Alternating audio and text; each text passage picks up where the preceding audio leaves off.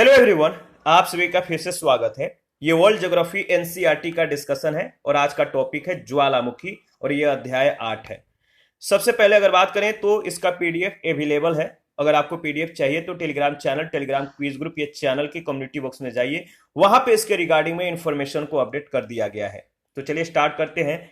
आपको ध्यान में रखना है कि ज्वालामुखी जो है वह वीवर या छिद्र होता है जिसके माध्यम से लावा, राख, गैस और जल वाष्प का उद्गार होता है। ज्वालामुखी क्रिया के अंतर्गत पृथ्वी के आंतरिक भाग में मैग्मा और गैस के उत्पन्न होने से लेकर भूपटल के नीचे व ऊपर लावा के प्रकट होने तथा शीतल तथा ठोस होने की समस्त प्रक्रियाएं इसमें शामिल की जाती है। लावा का यह उद्गार केंद्रीय विस्फोटक के रूप में या दरारी उद्भेदन के रूप में हो सकता है। याद रखिएगा, मैग्मा में सिलिका की मात्रा अधिक होने पर ज्वालामुखी में विस्फोटक उद्गार देखे जाते हैं। तो मैग्मा में सिलिका की मात्रा जितनी अधिक होगी, ज्वालामुखी में विस्फोट क्या होगा, उतना ही भयंकर होगा। ज्वालामुखी से निकलने वाले जो पदार्थ हैं इसको जो है 3 वर्गों में विभक्त किया जाता है। पहला है गैस तथा जल वाष्प, दूसरा है विखंडित पदार्थ और तीसरा है लावा। गैस तथा जल वाष्प जो है, ज्वालामुखी उद्भेदन के समय सर्वप्रथम गैसों और जल वाष्प बाहर निकलते हैं और इसमें जल वाष्प की जो मात्रा होती है सबसे ज्यादा होती है, 60 से 90% होती है। और अन्य गैसों में अगर बात करें तो CO2, नाइट्रोजन और सल्फर डाइऑक्साइड आदि प्रमुख गैसें जो है ज्वालामुखी के उद्गार के दौरान निकलती हैं। इसके बाद दूसरा विखंडित पदार्थ, इसमें धूल और राख से बने चट्टानी टुकड़े, मटर के दाने के आकार वाले टुकड़े जिसे लैपिली कहते हैं, और कुछ इंच से लेकर कई फीट तक के व्यास वाले बड़े बड़े चट्टानी टुकड़े एवं अपेक्षाकृत बड़े आकार के टुकड़े आदि जो है बाहर धरातल पर निकलते हैं। लावा के बारे में अगर बात करें तो ज्वालामुखी उद्गार के समय भूगर्भ में स्थित तरल पदार्थ को मैग्मा कहते हैं। जब मैग्मा धरातल पर निःसृत होता है तो उसे लावा कहा जाता है। धरातल पर लावा के ठंडा होने के बाद वह आग्नेय चट्टान कहलाता है और सिलिका के आधार पर लावा 2 प्रकार का होता है, एसिड लावा और बेसिक लावा। एसिड लावा क्या है? यह अत्यंत गाढ़ा और चिपचिपा होता है। जो एसिड लावा होता है गाढ़ा होता है, चिपचिपा होता है, जिसमें सिलिका की मात्रा अधिक होती है। यह धरातल पर दूर तक न फैलकर क्रेटर के आसपास गुंबदाकार शंकु का निर्माण करता है, जैसे स्ट्रोम्बोली इटली एवं पाई डी डोम फ्रांस आदि। बेसिक लावा जो है यह हल्का पतला धरातल पर शीघ्रता से फैलने वाला एवं सिलिका युक्त लावा होता है। अतः इससे चपटा या सिल्ड शंकु का निर्माण होता है, जैसे मौना लोआ शंकु यानी हवाई द्वीप। याद रखिएगा। आगे बढ़ते हैं। इसके बाद अगर बात करें तो वर्तमान समय में मैग्मा, लावा तथा आग्नेय चट्टानों का वर्गीकरण रासायनिक एवं खनिज संगठन के आधार पर किया गया है।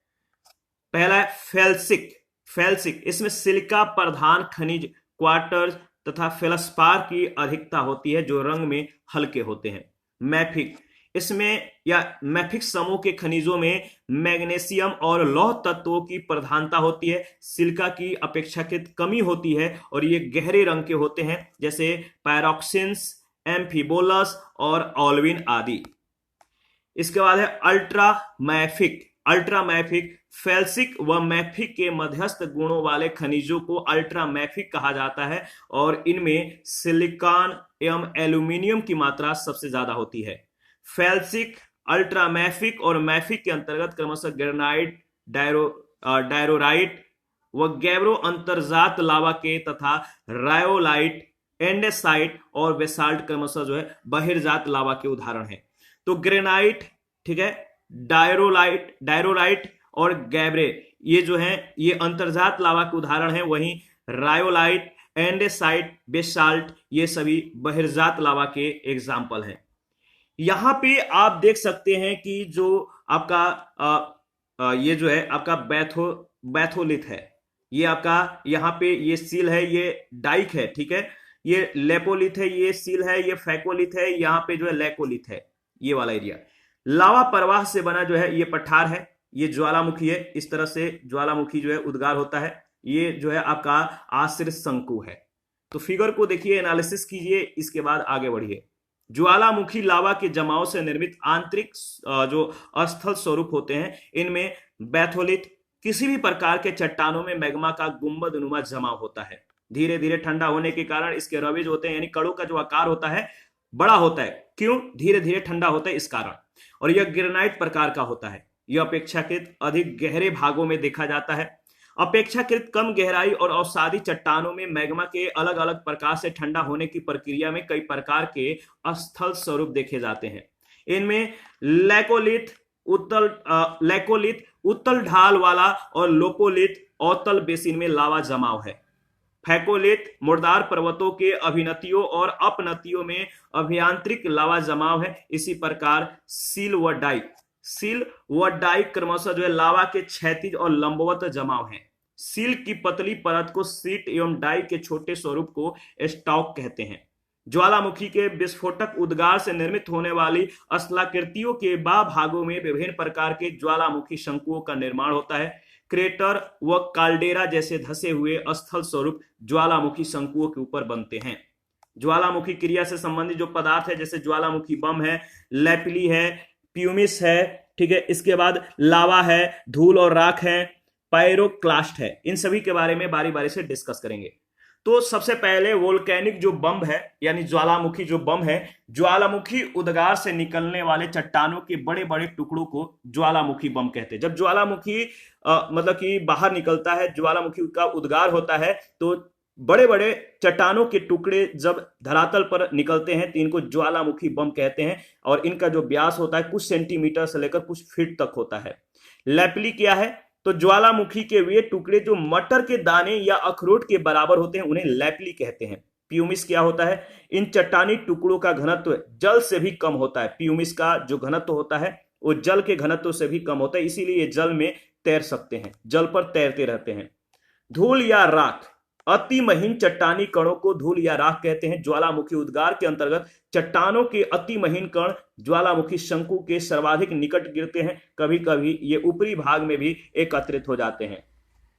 इसके बाद है लावा। ज्वालामुखी उद्गार से निकलने वाला चिपचिपा या पिघला पदार्थ लावा कहलाता है। सिलिका की मात्रा के आधार पर लावा दो प्रकार के होते हैं, अम्लीय लावा और क्षारीय या बेसिक लावा।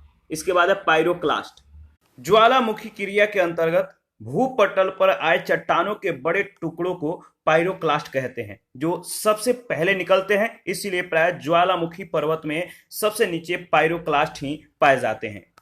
इसके बाद है उद्भेदन के आधार पर ज्वालामुखी वर्गीकरण। ज्वालामुखी लावा के उद्गार के घटती तीव्रता के आधार पर ज्वालामुखी शंकुओं को पिलियन, वोल्केनियन, स्ट्रोम्बोलियन, हवाईयन और विसुवियन प्रकारों में जो है बांटा जाता है। ठीक है, आगे बढ़ते हैं। देखिए, पिलियन तुल्य ज्वालामुखी जो है ये सबसे अधिक विस्फोटक और विनाशकारी होते हैं। जो पिलियन तुल्य ज्वालामुखी है ये सबसे अधिक विस्फोटक होता है, विनाशकारी होता है। सिलिका की मात्रा इसमें जो है सबसे ज्यादा, यानी सिलिका की अधिक मात्रा के कारण मैग्मा अत्यधिक अम्लीय और चिपचिपा होता है। इसमें प्रत्येक अगला उद्गार पिछले उद्गार से निर्मित ज्वालामुखी शंकु को प्राय तोड़ते हुए होता है। जैसे कि मार्टिनिक द्वीप में माउंट पिली, सुमात्रा और जावा के निकट क्राकाटाओ और फिलीपींस में माउंट ताल इसका उदाहरण है। ये आप देख सकते हैं पिलिय तुल्यन जो उद्भेदन है कैसे होता है। इसके बाद दूसरा है वोल्केनियन तुल्य ज्वालामुखी। वोल्केनियन तुल्य ज्वालामुखी में अम्लीय से लेकर क्षारीय तक प्रत्येक प्रकार के मैग्मा का उद्गार होता है। गैसों के अत्यधिक निष्कासन के कारण प्रायः फूल गोभी के आकार के ज्वालामुखी मेघ दूर तक छा जाते हैं और विसुवियस प्रकार के ज्वालामुखी उद्गार को भी इसी वर्ग में रखा जाता है। यहां पे आप देख सकते हैं ये वोल्केनियन तुल्य उद्भेदन। इसके बाद है स्ट्राम्बोली तुल्य ज्वालामुखी। स्ट्राम्बोली तुल्य ज्वालामुखी में अम्ल की मात्रा कुछ कम रहती है और यदि गैसों के प्रवाह मार्ग में रुकावट न हो तो सामान्यतः इसमें विस्फोटक उद्गार नहीं होते हैं। यह आपका स्ट्राम्बोली तुल्य उद्भेदन। हवाईयन तुल्य ज्वालामुखी का उद्गार अत्यंत शांत होता है क्योंकि इसे निकलने वाला लावा तरल व क्षारीय होता है, जिससे क्या होता है यह दूर तक फैलकर जमा हो जाता है। ज्वालामुखी शंकु कम ऊंचाई का तथा दूर तक फैला हुआ होता है। यह हवाईयन तुल्य उद्भेदन। इसके बाद है विसुवियन तुल्य उद्भेदन। इनका उद्गार भयानक विस्फोट के साथ होता है। इसमें लावा के साथ गैसों का सम्मिश्रण अधिक होता है। इसकी आकृति गोभी के फूल के समान हो जाती है। विसुवियस उद्गार का प्रमुख उदाहरण है माउंट सोमा का ज्वालामुखी। इसमें अति विस्फोटकीय उद्भेदनों को पिलियन तुल्य उद्भेदन भी कहते हैं। यह आपका विसुवियस तुल्य उद्भेदन। इसके बाद ज्वालामुखी शंकु के बारे में अगर बात करें तो ज्वालामुखी के विस्फोटक उद्गार से निर्मित ज्वालामुखी शंकुओं की आकृतियों में पर्याप्त भिन्नता देखी जाती है। पहला है सिंडर या राख शंकु।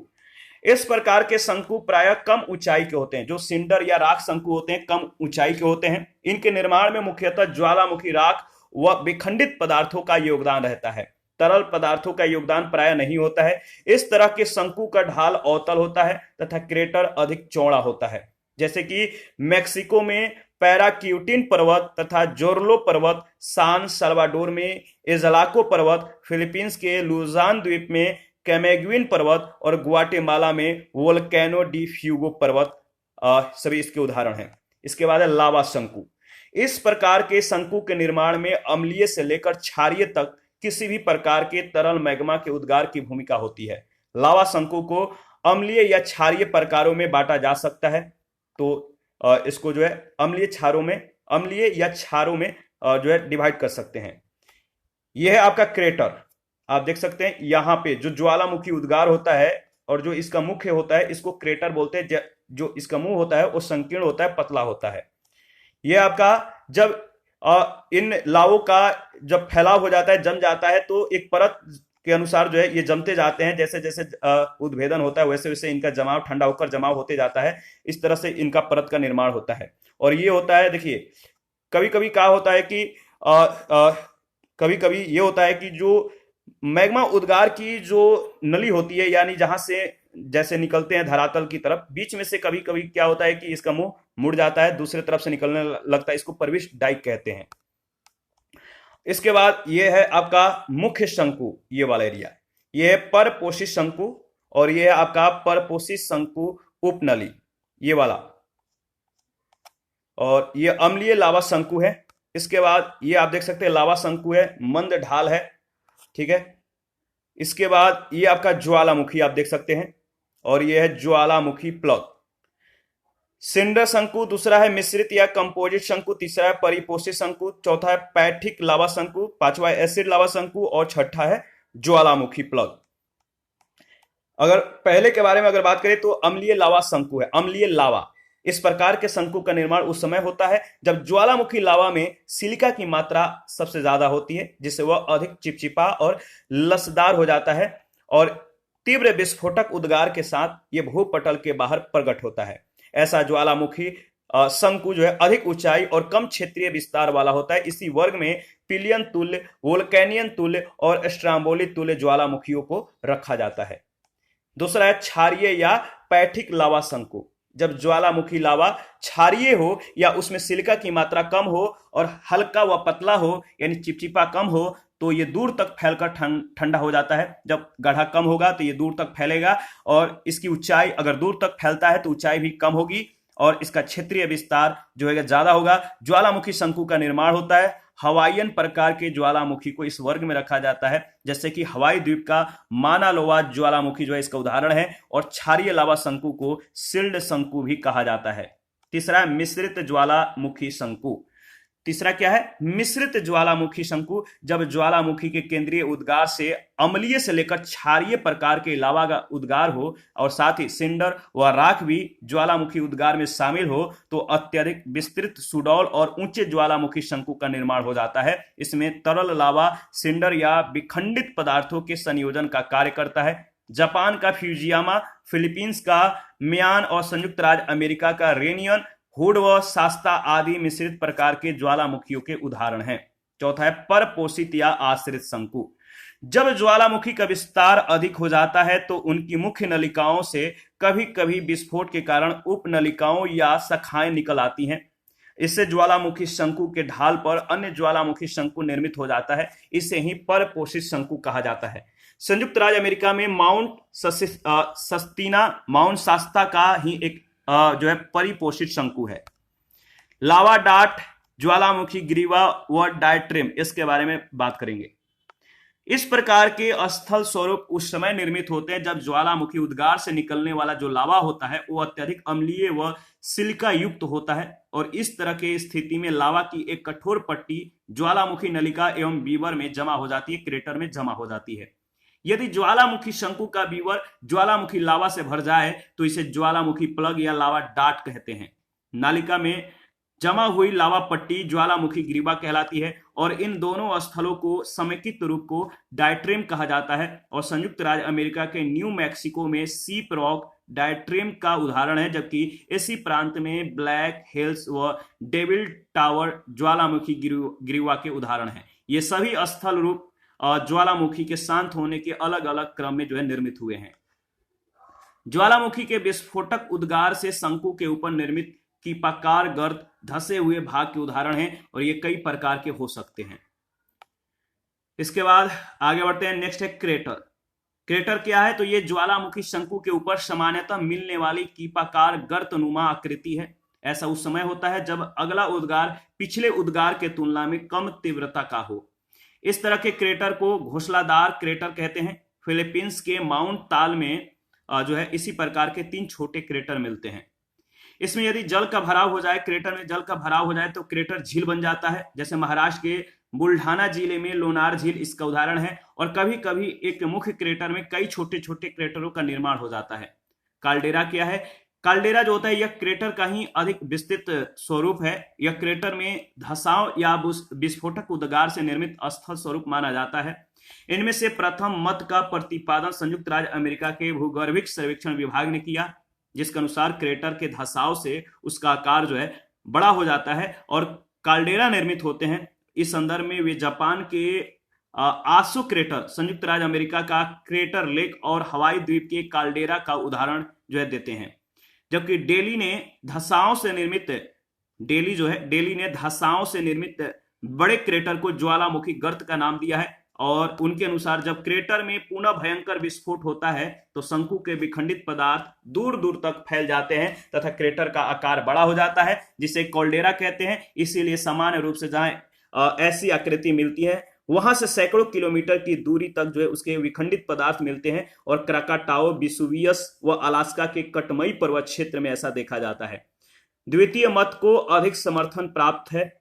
अत्यधिक विस्तृत कॉल्डेरा को सुपर कॉल्डेरा कहा जाता है। इंडोनेशिया के सुमात्रा द्वीप के उत्तर पश्चिम में लेक टोवा इसका जो है मुख्य या उपयुक्त उदाहरण है।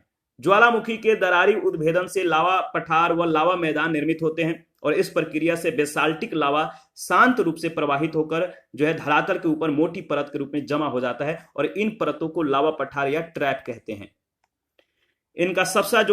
इनका जो इस ट्रैप का सबसे जो अच्छा उदाहरण है, इनका जो सबसे महत्वपूर्ण उदाहरण है वो है भारत का दक्कन ट्रैप, संयुक्त राज्य अमेरिका का कोलंबिया स्नैक पठार, ब्राजील का पराना पठार, दक्षिण अफ्रीका का ड्रेकन्सबर्ग पठार और ग्वाटेमाला का वोल्केनो डी फ्यूगो इसके कुछ अन्य उदाहरण हैं। उष्णोष्ण याद रखिए, उष्णोत्स या गीजर जिसे कहते हैं, उष्णोस या गीजर जो होते हैं गर्म जल के स्रोत होते हैं, जिनसे समय समय पर गर्म जल की फुहारें निकलती रहती हैं। याद रखिएगा, यह गर्म अगर बात करें तो देखिए यह गर्म जल के झरने से भिन्न है, क्योंकि इनका ज्वालामुखी क्रिया से अनिवार्य संबंध होता है। गीजर का सबसे अच्छा उदाहरण संयुक्त राज्य अमेरिका के येलोस्टोन नेशनल पार्क में स्थित ओल्ड फेथफुल गीजर व एक्सेल्सियर गीजर है, और आइसलैंड का ग्रांड गीजर भी विख्यात है। धुआं के बारे में कुछ सेकंड बाद डिस्कस करेंगे। इससे पहले जो है इसके बारे में देख लेते हैं विश्व की जो प्रमुख ज्वालामुखी हैं कौन कौन सी हैं। जैसे कोटोपैक्सी ज्वालामुखी कहां पर अवस्थित है? तो इक्वाडोर में। रूस में क्लूचेवस्काया, ठीक है। इसके बाद अगर बात करें तो अलास्का या संयुक्त राज्य अमेरिका में व्रेनगेल पर्वत है।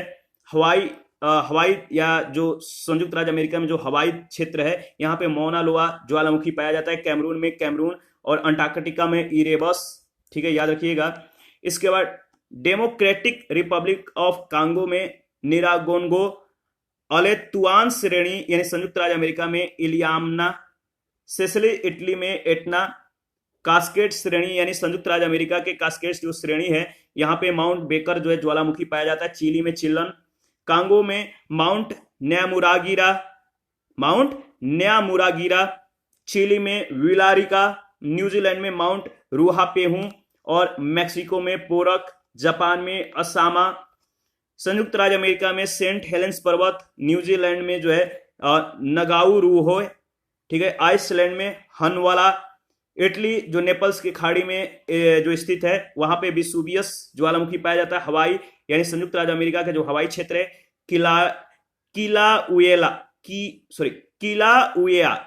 किलाउएया, और इटली जो कि लिपारी द्वीप समूह या भूमध्य सागर के संदर्भ में जो है वह इटली में स्ट्राम्बोली प्रकार की जो है ज्वालामुखी पाया जाता है। इसको ध्यान में रखिएगा। इसके बाद धुआंरे के बारे में अगर बात करें तो देखिए, धुआंरे ज्वालामुखी क्रिया के अंतिम अवस्था के ये प्रतीक होते हैं धुआंरे। इनमें गैस और जल वाष्प, जो धुआंरे होते हैं इनमें गैस होगा, जल वाष्प होगा। गंधक युक्त धुआंरों को सोलह तारा कहा जाता है। क्या कहा जाता है? सोलह तारा। अलास्का के कटमई पर्वत को 10,000 धुआंरों की घाटी कहा जाता है। किसको? अलास्का कहां पर? संयुक्त राज्य अमेरिका में। अलास्का के कटमई जो पर्वत है इसको 10,000 धुआंरों की घाटी कहा जाता है। ईरान का को सुल्तान धुआरा तथा न्यूजीलैंड की प्लेंटी की खाड़ी में स्थित व्हाइट द्वीप का धुआरा जो है प्रसिद्ध है। इसके बाद आगे बढ़ते हैं। नेक्स्ट, सक्रियता के आधार पर ज्वालामुखी के जो प्रकार हैं इसके बारे में डिस्कस करेंगे। तो सक्रियता के आधार पर ज्वालामुखी के जो प्रकार है, जैसे एक्टिव ज्वालामुखी, सुसुप्त ज्वालामुखी और मृत ज्वालामुखी, इन तीनों प्रकारों के बारे में डिस्कस करेंगे। सक्रिय ज्वालामुखी का मतलब क्या है? वैसी ज्वालामुखी। सक्रिय मतलब एक्टिव, जिनसे लावा, गैस यानी वाष्प जो है आदि विखंडित पदार्थ सदैव निकलते रहते हैं, इसे सक्रिय ज्वालामुखी कहते हैं। वर्तमान समय में सक्रिय ज्वालामुखियों की संख्या लगभग 500 है। इनमें जो है सिसिली के उत्तर में लिपारी द्वीप का स्ट्राम्बोली, भूमध्य सागर का इसे प्रकाश स्तंभ भी कहा जाता है। इटली का माउंट एटना, इक्वाडोर का कोटोपैक्सी, और कोटोपैक्सी विश्व का सबसे ऊंचा सक्रिय ज्वालामुखी है। अंटार्कटिका का एकमात्र सक्रिय ज्वालामुखी माउंट एरबुस है या इरेबस। जापान का फ्यूजियामा और अंडमान निकोबार के बैरन द्वीप में सक्रिय ज्वालामुखी प्रमुख हैं। दूसरा है सुसुप्त ज्वालामुखी। ये वैसे ज्वालामुखी होते हैं जो दीर्घ काल से सक्रिय नहीं है, एक्टिव नहीं है, लेकिन कभी भी ये सक्रिय हो सकते हैं, एक्टिव हो सकते हैं। जैसे कि इटली का विसुवियस, इंडोनेशिया का क्राकाटाओ और अंडमान निकोबार के नारकोंडम द्वीप पर स्थित ज्वालामुखी। दिसंबर 2004 के सुनामी के बाद इसमें सक्रियता के लक्षण दिखाई पड़े हैं। ये सभी जो है ये सुसुप्त ज्वालामुखी के उल्लेखनीय उदाहरण हैं। इसके बाद तीसरा मृत ज्वालामुखी। इसके अंतर्गत वैसे ज्वालामुखी शामिल किए जाते हैं जिनमें हजारों वर्षों से कोई उद्भेदन नहीं हुआ है तथा भविष्य में भी इसकी कोई संभावना नहीं है। अफ्रीका के पूर्वी भाग में स्थित तंजानिया का किलिमंजारो, इक्वाडोर का चिम्बराजो, म्यांमार का माउंट पोपा, ईरान का देमबंद, वकोह सुल्तान, एंडीज पर्वत श्रेणी का एकांक गुआ इसके प्रमुख उदाहरण हैं। इसके बाद ज्वालामुखी का विश्व वितरण। देखिए, प्लेट विवर्तनिकी के आधार पर ज्वालामुखी क्षेत्रों की व्याख्या वर्तमान में सबसे मान्य संकल्पना है, और इसके अनुसार 80% ज्वालामुखी विनाशात्मक प्लेट किनारों पर और 15% रचनात्मक प्लेट किनारों पर और शेष प्लेट के आंतरिक भागों में पाए जाते हैं। ज्वालामुखी का मेखलाबद्ध वितरण। पहला है परिप्रशांत महासागरीय मेखला। यहां विनाशात्मक प्लेट किनारों के सहारे ज्वालामुखी मिलते हैं। विश्व के ज्वालामुखियों का लगभग जो है 2/3 भाग प्रशांत महासागर के दोनों तटीय भागों, द्वीप चापों और समुद्री द्वीपों के सहारे पाए जाते हैं। इसे प्रशांत महासागर का अग्नि वलय कहते हैं, fire ring of the Pacific ocean कहते हैं। यहाँ पे आप जो मैप को देख सकते हैं, विश्व के प्रमुख ज्वालामुखी जो क्षेत्र है मैप में दर्शाया गया है, ये आप देख सकते हैं। ये है आपका रोंगेल पर्वत, ये है आपका नो पर्वत, ये है आपका फ्यूजियामा, ठीक है, ये है क्राकातोआ, ये है आपका रियूनियन, किलिमंजारो पेरू, यहाँ पे जो है कैमरून पर्वत है, ये है फैगो सोरायर द्वीप है, ये जोरुलो, और यहाँ पे जो है इजाल्को है, ये है चिम्बराजो, ठीक है, मौना लोआ, इसका पूरी ये जो है कर्मांडेक है, ये कन्नार है। इस तरह से आप एक बार जो है अपने मैप को इंडिकेट करके आगे बढ़िएगा। अगर बात करें तो देखिए यह जो पेटी है, जो ज्वालामुखी का यानी परिप्रशांत जो महासागरीय जो मेखला, यह पेटी अंटार्कटिका के माउंट, याद रखिए इरेबस या एरबुस से शुरू होकर दक्षिण अमेरिका के एंडीज पर्वतमाला और उत्तरी अमेरिका के रॉकी पर्वतमाला का अनुसरण करते हुए अलास्का, पूर्वी रूस, जापान, फिलीपींस आदि द्वीपों से होते हुए मध्य महाद्वीपीय पेटी में मिल जाती है। मध्य महाद्वीपीय पेटी जो इस मेखला के अधिकांश ज्वालामुखी विनाशात्मक प्लेट किनारों के सहारे मिलते हैं, क्योंकि यहां जो है यूरेशियन प्लेट तथा अफ्रीकन व इंडियन प्लेट का परस्पर अभिसरण होता है। इसकी एक शाखा अफ्रीका की भूभ्रंश घाटी और दूसरी शाखा स्पेन और इटली होते हुए कॉकेसस व हिमालय की ओर आगे बढ़ते हुए दक्षिण की ओर मुड़कर प्रशांत महासागरीय पेटी से जा मिलते हैं। ये मेखला मुख्य रूप से अल्पाइन हिमालय पर्वत श्रृंखला के साथ विस्तृत है, फैला हुआ है। भूमध्य सागर के ज्वालामुखी भी इसी पेटी के अंतर्गत आते हैं और स्ट्राम्बोली, विसुवियस व एटना भूमध्य सागर के प्रसिद्ध ज्वालामुखी हैं। इसी पेटी में ईरान का देमबंद, कोस सुल्तान, आर्मेनिया का अरारात ज्वालामुखी भी शामिल है। यूरोप के अधिकांश ज्वालामुखी इसी पेटी में स्थित मीडियन मास यानी मध्यस्थ भूभाग और मध्यस्थ भूसन्हति के सहारे एवं अफ्रीका के ज्वालामुखी भूभ्रंश घाटियों के सहारे मिलते हैं। पश्चिम अफ्रीका का एकमात्र जागृत ज्वालामुखी कैमरून पर्वत है। इसके बाद अगर बात करें तो नेक्स्ट है मध्य अटलांटिक मेखला या मध्य महासागरीय कटक। ये रचनात्मक प्लेट किनारों के सहारे मिलते हैं और यहाँ पर दो प्लेटों के अपसरण के कारण जो है भ्रंश का निर्माण होता है। क्रस्ट के नीचे स्थेनोस्फीयर से पेरिडोटाइट और बेसाल्टिक मैग्मा ऊपर उठते हैं। इनके शीतलन से नवीन क्रस्ट का निर्माण होता रहता है। क्रस्ट के पास नवीनतम लावा का जमाव होता है तथा कटक से बढ़ती दूरी के साथ यह लावा भी प्राचीन होता जाता है, पुराना होता जाता है। हेक्ला व लाकी आइसलैंड के प्रमुख ज्वालामुखी हैं। एंटलीज दक्षिण अटलांटिक महासागर के और एजोर्स एवं सेंट हेलेना उत्तरी अटलांटिक महासागर के प्रमुख ज्वालामुखी हैं। चौथा है अंतरा प्लेटीय ज्वालामुखी। महासागरीय या महाद्वीपीय प्लेट के आंतरिक भागों में भी ज्वालामुखी क्रियाएं देखी गई हैं, जिन्हें माइक्रोप्लेट गतिविधि एवं गर्म स्थल हॉट प्लम्स की संकल्पना के द्वारा समझा जा सकता है। प्लेट विवर्तनिकी सिद्धांत के द्वारा इनका स्पष्टीकरण अभी तक संभव नहीं हो सका है। हवाई द्वीप से लेकर कमचटका प्रायद्वीप तक के ज्वालामुखी, पूर्वी अफ्रीका के भूभ्रंश घाटी के ज्वालामुखी के दरारी उद्भेदन से बने कोलंबिया, स्नैक पठार, पराना पठार, दक्कन ट्रैप और ड्रेकन्सबर्ग पठार अंतराप्लेटीय ज्वालामुखी क्रियाओं के अंतर्गत शामिल किए जा सकते हैं। और इसी के साथ आज का जो सेशन है समाप्त हो जाता है। नेक्स्ट सेशन में बहिर्जात बल के बारे में डिस्कस करेंगे, तो आप अपना प्रतिक्रिया देते रहिए। आपके प्रतिक्रियाओं का हमें बेसब्री से इंतजार रहता है। जिन लोगों ने Telegram channel, Telegram quiz group, Facebook page, Instagram को ज्वाइन नहीं किया है, वीडियो के डिस्क्रिप्शन बॉक्स में उसका लिंक है, आप ज्वाइन कर सकते हैं। थैंक यू, मिलते हैं नेक्स्ट सेशन में।